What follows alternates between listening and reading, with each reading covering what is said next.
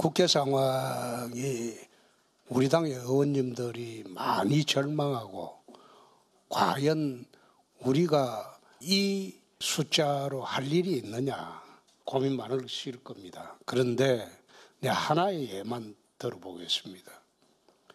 제가 국회 처음 들어올 때 96년도입니다. 30여 년이 됐죠. DJ가 집권을 97년도 할 때 새정치국민회의가 80석이 안 됐습니다. 80석이 안 됐어요. 근데 80석이 안 된 새정치국민회의 그 사람들이 어떻게 집권을 했겠습니까? 국회를 좌지우지했어요. 80석 가지고. 단합된 힘입니다. 한치의 어긋남이 없는 의원들이 각 분야에서 단합된 힘으로 뭉쳤기 때문에 80석 가지고 집권을 했어요. 집권을 해서 그 다음에 대개편을 했습니다. 그래서 정권을 4년간 안정적으로 운영을 했습니다. 지금 우리가 108석입니까? 108석이면 엄청나게 많은 숫자입니다. 근데 그 108석이 뭉치지 못하고 자꾸 어긋나고 엉뚱한 소리 하는 사람들이 생겨나기 때문에 집권당이 점점 몰락을 하는 거예요. 이렇게 되면 내년 초에 되면 식물정부됩니다. 탄핵이 아니라 자연스럽게 물러가야 할 정부로 국민들에게 낙인이 찍힙니다. 그러면 이 당은 또 한 번 박근혜 이후에 엄청난 시련에 처하게 됩니다. 우리는 지방에 있으면서 정치를 오래 해봤기 때문에 정치는 이게 과거의 경험이 현재에 투영되는 겁니다.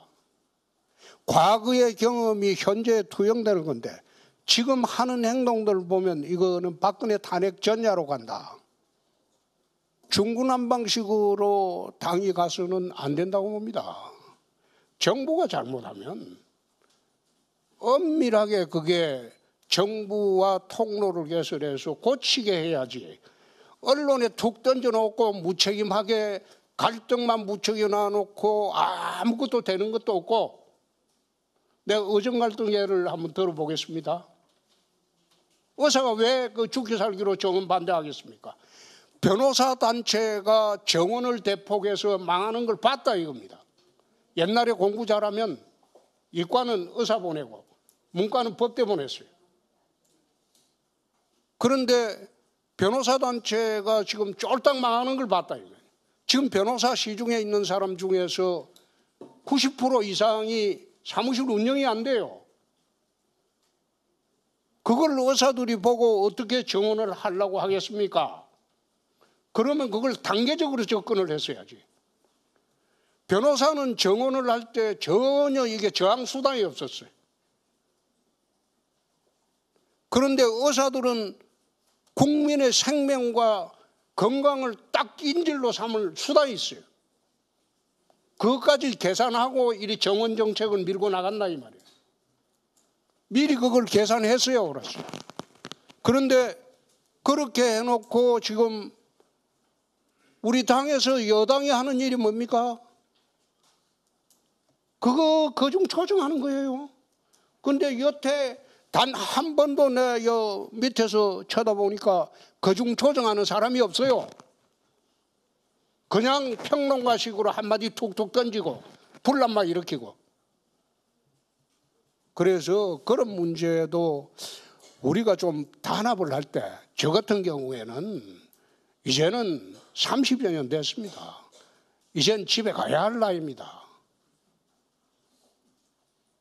그런데 나라가 잘 되고 우리 당이 잘 되고 한국이 잘 되는 걸 보고 나가는 게 맞지 않겠습니까?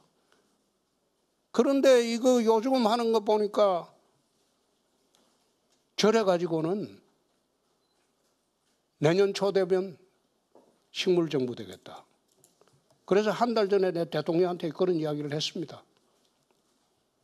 정부 싹 바꿔라. 대통령실도 싹 바꿔라. 그 쓰잘데기 있는 사람 별로 없더라. 전부 바꿔가지고 예산국회 끝나고도 새해에는 새로운 모습으로 국민 앞에 나서라. 당이 그게 수습이 안 되면 당은 포기해라. 안 되면 민주당하고 협상해라. 그렇게 해서라도 나라를 정상화시켜라. 그렇게 하지 않으면 새해부터는 정말 어려운 상황이 온다. 그래서 우리 당 의원들은 좀 96년도, 97년도 DJ가 집권하던 새정치 국민회의를 좀 벤치마킹 했으면 좋겠다. 108명이면요. 그거 3분의 1이 넘습니다. 그러면 무엇라도 할 수 있어요. 정부하고 한마음이 되면. 잘 부탁드리겠습니다. 대구에서도 좀 편하게 있어 보자. 이게. 잘 부탁드리겠습니다. 네, 시장님 감사합니다.